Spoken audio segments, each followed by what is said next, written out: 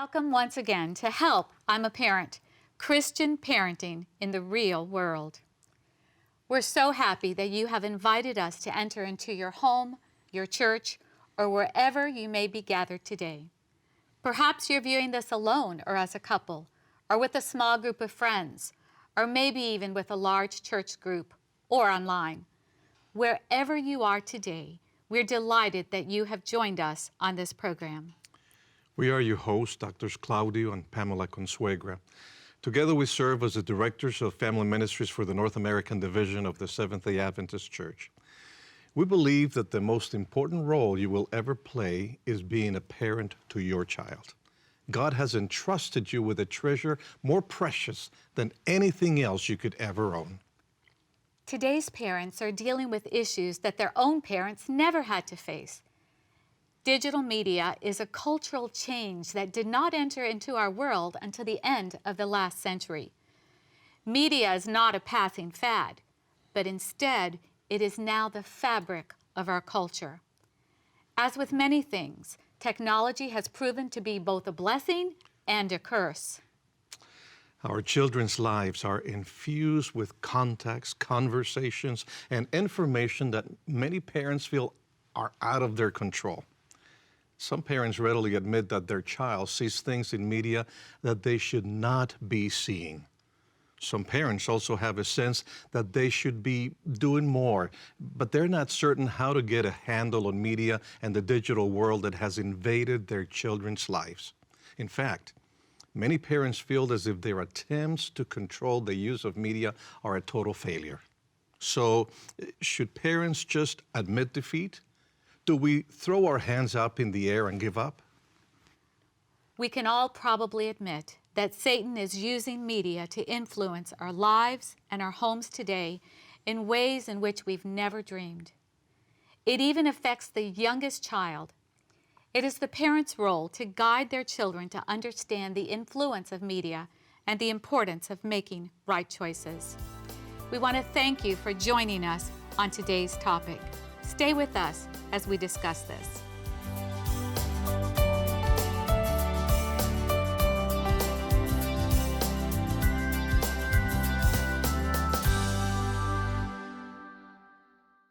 Today we're going to be talking about the challenge of raising children in the digital age. Who is raising our kids today? Does media play a bigger role in developing my child's character than I do as a parent? How do we parent our kids in this digital world? This is a big challenge, and to help us explore this topic, we've invited a very special guest. Our guest today is Dr. Rose Gamblin. She is the president of MRG Media Ministries and writes and produces 2 weekly radio shows for Live Talk Radio. One of them, Homeschool Companion, and the other one, Education Currents. She is a passionate person about helping the orphan and impoverished child and serves as vice president for Restore a Child.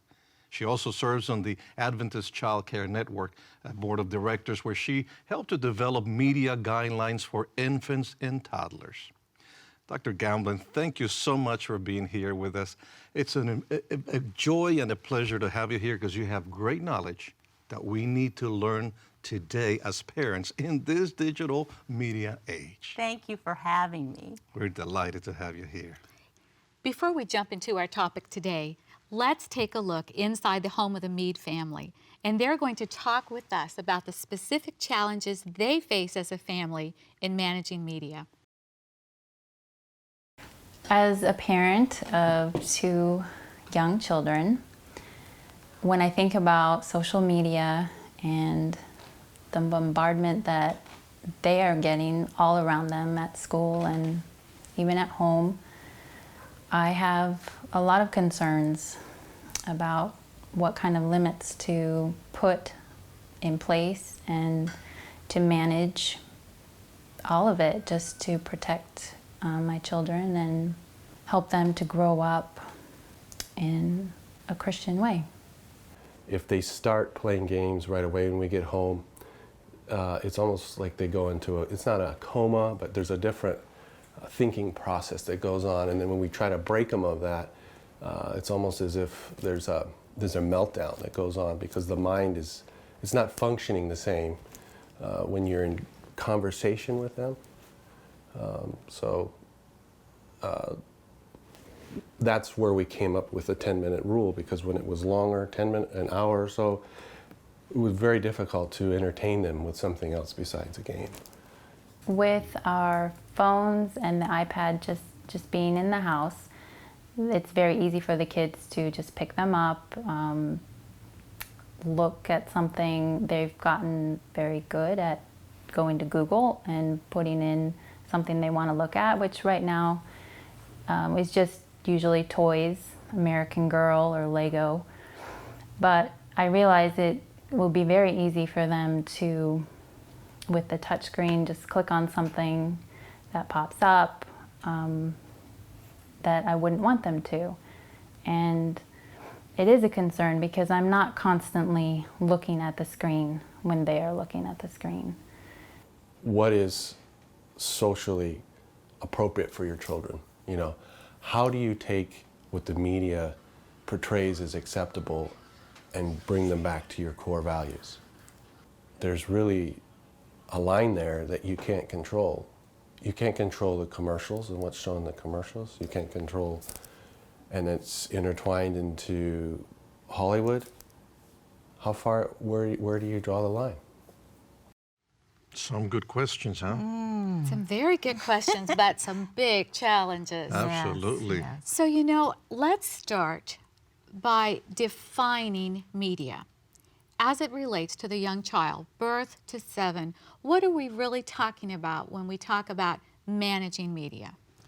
Well, I think that we're talking about technology, we're talking about television, we're talking about anything that is electronically driven.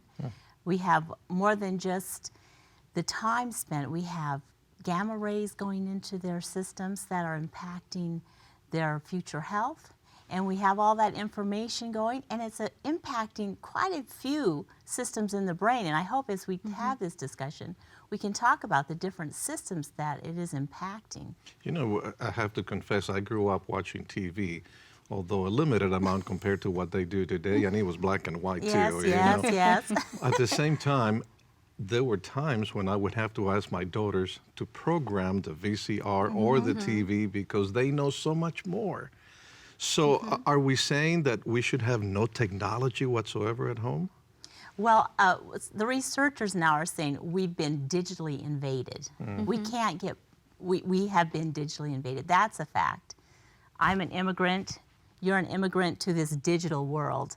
Yes. But our grandchildren are natives. So I got a smartphone 2 years ago. I was not smart enough to work it, so I gave it to my grandchild, and they programmed it for me, and so that at least I could make calls and have a few fun little games on it.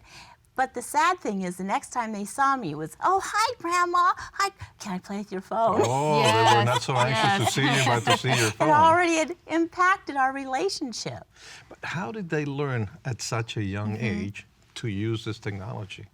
Well, I really don't know, except that we're just exposed to it. Their parents already more advanced in this immigration process, so to speak, had more devices than I had. And so the children were born with these devices in their home. And so we've been digitally invaded. We can't get around that. So It how just do we becomes navigate? part of nature from day one, Yes. basically. Right. In fact, if we look at the 0 to 2, that age group, that child is, their dendrites are just flourishing. They have an abundance of these neuroreceptors in their brain, more than they will have at any other time in their life. And then as they grow older and they're not using certain dendrites or neuroreceptors, Right. the body trims them off like trimming a tree. So this is where the danger comes for a 0 to 2-year-old child. If we aren't giving them the opportunity to learn that nuance in language, as far as picking up social nuances, maybe they're spending more time in the digital world than they are in the real world. They're communicating through text. So we know now from brain research that this digital world is changing our brains. And that's why in our video clip, we heard the father say, you know, when they're engaged in media, Yeah. it's almost like they're in a coma. Yes. So I think I hear you saying that when we talk about the impact on the brain. Yes. Can you describe that a That little is more? Talk actually about that. talking or speaking to the part of our brain that we call the pleasure center. And the pleasure center, God gave us that. He created us for His joy. We are to be joyful. But when we over bombard it, overstimulate it, it gets to the point where we don't find joy in that interesting little frog that's hopping along, or Right. in that beautiful creative scene of the water and the trees. We don't enjoy it because we are so overly stimulated, and this is particularly dangerous for the young child who is getting bombarded with whatever, angry birds running over and over and banging each other and things crashing down, or just the beautiful psychedelic experience of what the digital world brings to us. So you have a child that's playing, say, with an iPad, and they have the games, and they move, and you talk about the Angry Birds, and then you give them a book, and what happens? Are you saying then that they're not interested in the books because they're not as active as the iPad figures are? Is that what you're trying to say? Well, often that is the case. I've seen that happen with my own grandchildren. I think what's happening here is the brain, its pleasure center can be overstimulated, and that's where the seeds of addiction start, in that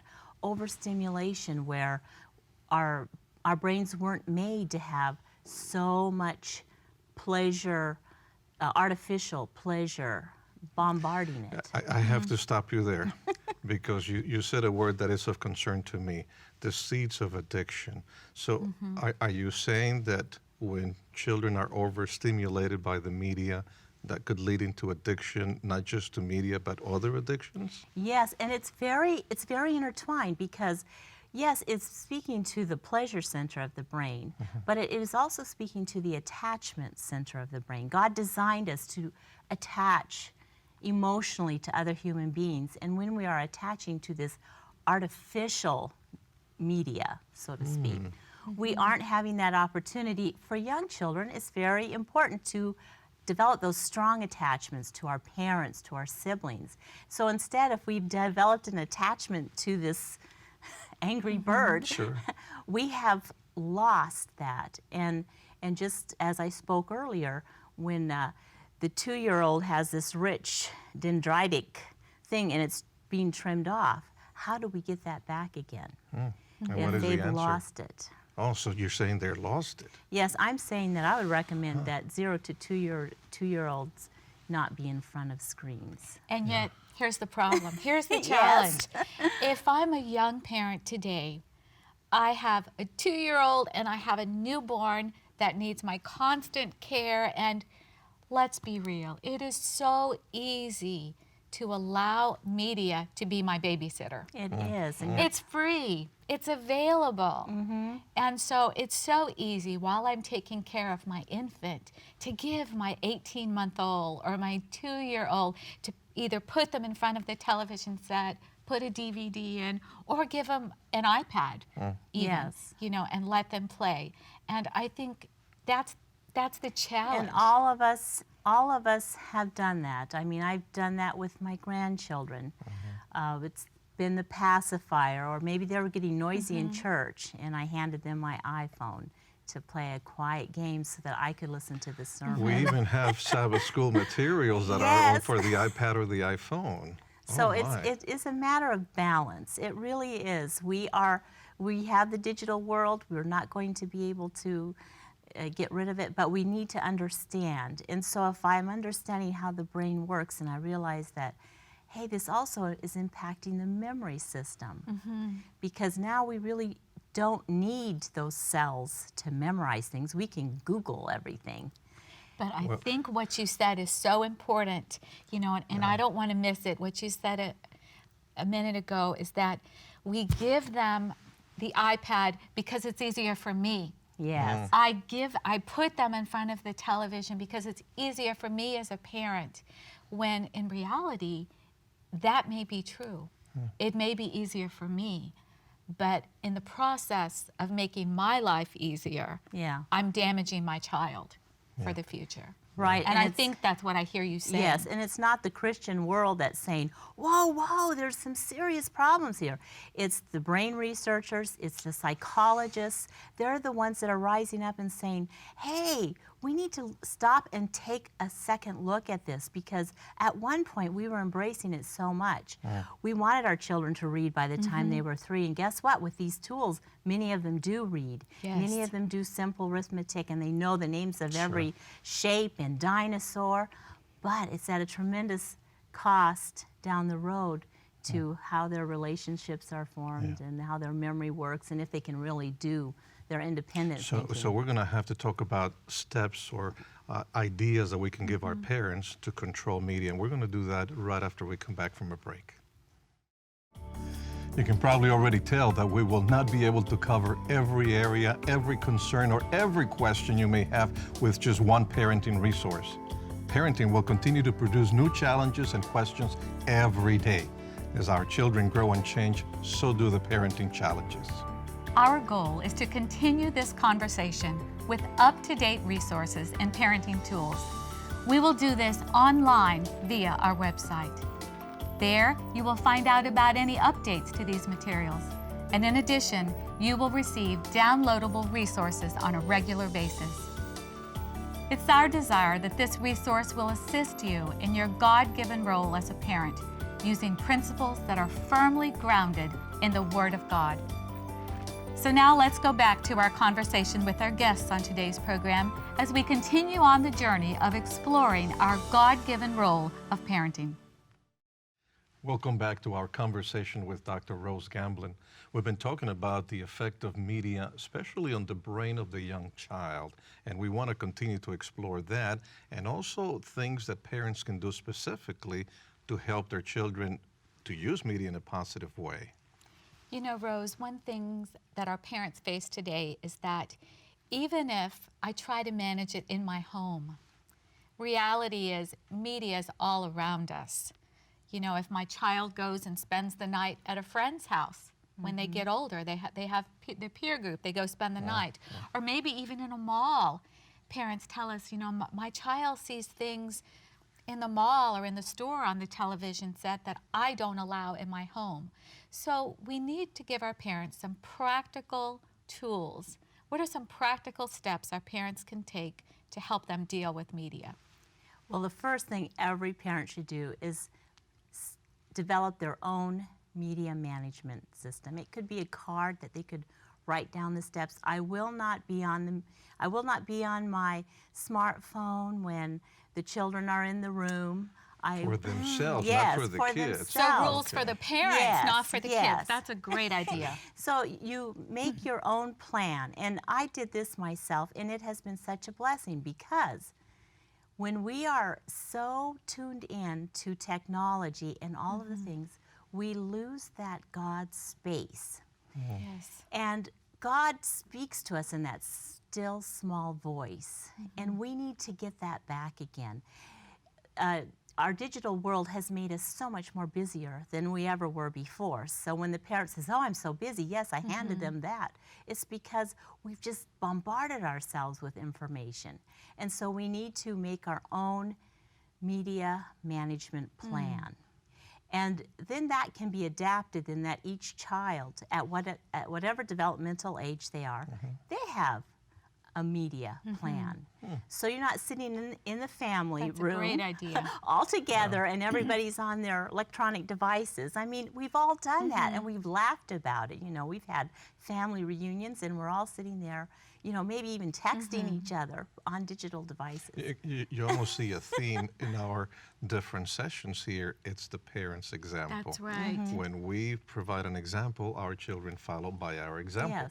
So that It makes is a easier. thread that connects all of Yes. these, Right. actually. Now, there's something that you mentioned, and I guess we really haven't talked about, and it's the spiritual effect. Yes. And so we recognize the change in the brain structure. Now, you mentioned that, maybe even the emotional makeup. How does that affect the child's spirituality using media? Well, we know that if that child hasn't developed a good attachment system or knows how to attach, that will also be part of the deficit in their spiritual attachment to God. Okay. And we also recognize, even if we aren't a Christian, let's say, we recognize that the child has a spiritual domain to them that everything else really is couched under. Right, right. And that brings them joy, it brings them peace, tranquility, meaning in life. And so we want them to be balanced. That's the good word, balance. Balance. Remember the Yes. Meads in their video talked about 10-minute Yeah, limit. I thought that was and so in great. that media management program, you would suggest then a balance between, Yes. say, some of the media and what? What would be the balance to spending time with the media? Well, spending time as a family playing a table game. A table Great game, idea. Yeah. And you know, I've done this with my grandkids and did it with my kids. And they remember those times when we got out Monopoly or Sorry. And Because it's not just the Yeah. game, is that connection again Yes. with human beings. Yes. Ah, And that's a they're great just idea. desperate for it because Sure. God wired us. He wired us with a God hole that is first filled with the relationships of our family, and then later with Him as we mature. So then again, balance the time with technology, with time with the family, Yes. time to play, time to communicate. What else can be done, or what else can the parents do to control the amount of time that our children spend with media? Well, I think as children become older, they'll have their own cell phones, and parents, you might not be the most popular person on on the planet when you have these rules. Everybody has right. one. That's Am I right. the only one? Yes. Everyone's doing it. How come Yes. I can't? Or what if when my child starts kindergarten or first grade, because this age group is there, and then they want to go to a friend's house? How can I be assured as a parent, or are there steps I need to take to be sure that my child is going to be exposed to media that Yes. our family has determined that's acceptable? What are some things that I can do? Well, I think as the idea of having media management plans on a family basis and maybe a school-wide management plan, a church management plan, I cannot tell you how many churches have inadvertently allowed their young people to access inappropriate Sure. material because they didn't have the proper safeguards on their internet service. And so parents can be very proactive because we're really bringing in a very sinful environment into our children without meaning to, because we're not quite, we're digital immigrants, they're digital natives.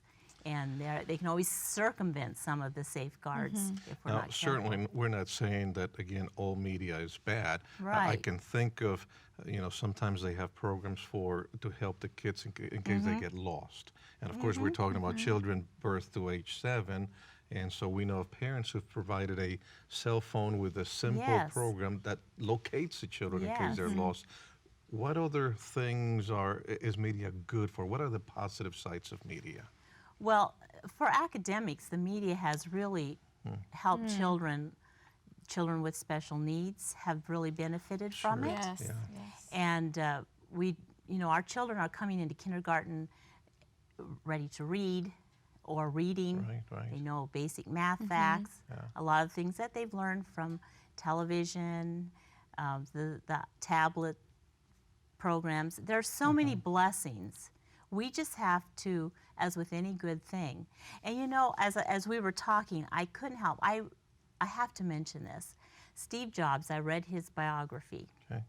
And this was a very creative man, ex-hippie, grew up in that era.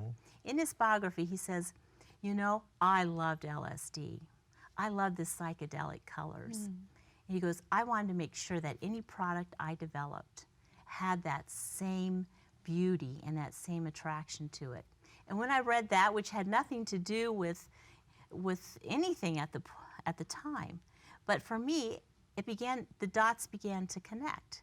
That yes, he had created some really beautifully attractive experiences. Without the ill effects of the Yeah, without the ill effects of the drug. illustrated But at the drug, same yeah. time, we need to be careful because we want to protect our children from an addictive environment. We want to protect them from the bad things that are out there and so readily Yes. available. Well, and the other resource that I know is good, the Grace Links. It used to be that we had the fell sets. Now we can have fell sets on the Yes. iPad, so that it is good from the spiritual point of view. So there are some good things. Skyping your relatives when they happen Yes. to be far Yes. away, your grandparents or your relatives. So those are good things that media can be used for. Yes, yes. With any wonderful creation, on this sinful earth, Satan has found a way to That's so true. contaminate it. So we That's as so true. parents and educators, we just want to protect our children, and at the same time, we want them to benefit from every technological resource that there is. It's using the time appropriately. That's not right. just simply giving the media free reign in their lives. That's right. Yeah, that's Well, wonderful. we want to just thank you from the bottom of our hearts for being here with us today. This whole area of media has really risen to the top of parents. As we surveyed and talked to them about their challenges, media was right at the top. Yes. So we want to thank you, Rose, for being with us today Thank and you. sharing with us some practical ideas of how to manage this in our home. And we want to thank you also for joining us as we have explored some of the challenges of parenting today. We invite you to visit our parenting website, www.helpimaparent.org. And there you will find many additional resources and materials to help you manage media in your home. When you feel like screaming out, "Help, I'm a parent," claim God's promise. Do not fear, for I am with you. Do not be dismayed, for I am your God. I will strengthen you and help you. I will uphold you with my righteous right hand. Regardless of the challenges of parenting, God is with you. You're not alone. Reach out, claim His promises, and take His hand and journey together. Join us next time on Help, I'm a Parent, Christian Parenting in the Real World, when we will talk about ways in which we can help our children make healthy choices. But until then, we invite you as a parent to cling to your Heavenly Father.